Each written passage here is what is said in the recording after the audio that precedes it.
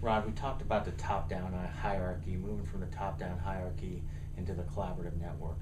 In your mind, what does that leader of the future need to look like that drives towards that collaborative network to make that work? What does the CEO of an organization, a general officer, a battalion commander, company commander, what does that leader of the future look like in your mind? In a nutshell, leadership shifts from being the boss, which it has been under top-down hierarchies, to being a facilitator. And that may sound a little scary to people who've been used to being bosses, but let's reflect on this. All right?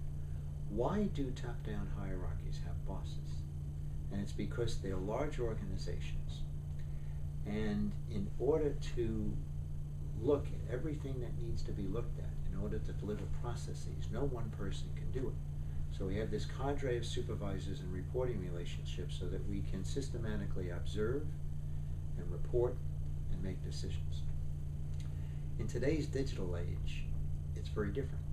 We now have the capacity to bring together large numbers of people without having to go through a central organization.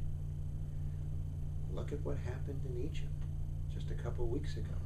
Our first social media revolution. That would not have been possible without digital technology. Now, what type of leadership will emerge in Egypt remains to be seen. But the fact that that revolution occurred in the way that it did needs to give us pause for looking at what leadership is going forward. A facilitator is actually a strong role, not a weak role, because what the facilitator's responsibility is to come up with processes, to collate and aggregate the collective knowledge that exists within that organization, to hear all the voices, to have processes that can bring those voices together and produce new knowledge that no one person has. The collaborative network is designed to leverage the collective knowledge of everyone. The top-down hierarchy, on the other hand, is designed to leverage the intelligence of the supposedly smartest individuals. And if things go right, these smart individuals come up the ranks, and that's why we give them the authority to issue orders and to expect compliance. Because the top-down hierarchy, leveraging the smartest people, by giving them that authority, the idea is that they'll make the entire organization smart. Before we had digital technology, that was probably the best we can do. With the new technology of today, the mass collaboration technology, leveraging collective intelligence where it's possible always produces smarter, faster organizations than those who continue to rely on leveraging individual intelligence. So let's take an example that everybody's familiar with. Why did Google beat out Yahoo? Because Yahoo was designed to leverage the smartest individuals. It used its editorial experts to rank the pages. It looked like they were going to break out and win in 1998. Along comes these two guys, Larry Page, not Larry Bird, he played for the Celtics, but Larry Page plays for Google. But Larry Page and Sergey Brin, they come along and they completely take over the market. Why? Because they used the wisdom of the crowd to rank the pages. They learned how to leverage collective knowledge. And Google's victory over Yahoo proves, without a doubt, networks are smarter and faster than hierarchies.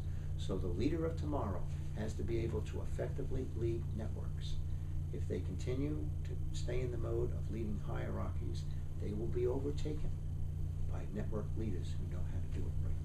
Yeah, I think hopefully leave the line in. That'll yeah, be good. yeah. I think the leaders are going to get it. You know, coming into an organization, if you're taking over an organization, I'd rather leverage the expertise if it's a 100-person organization of 100 people, and I know I'm getting the opinion of 100 people versus the 5 levels of management. Right. Because we all know that information is kept from each other.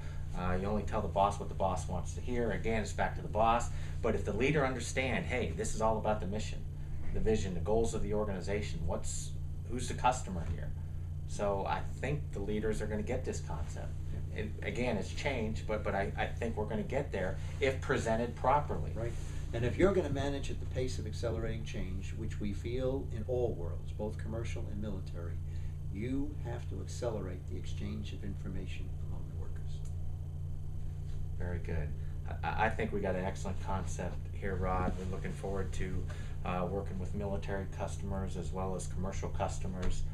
We definitely look forward to working with you in the future and going through some workshops with you and our customers. We appreciate your time. Thank you very much. Looking forward to it. Thank you.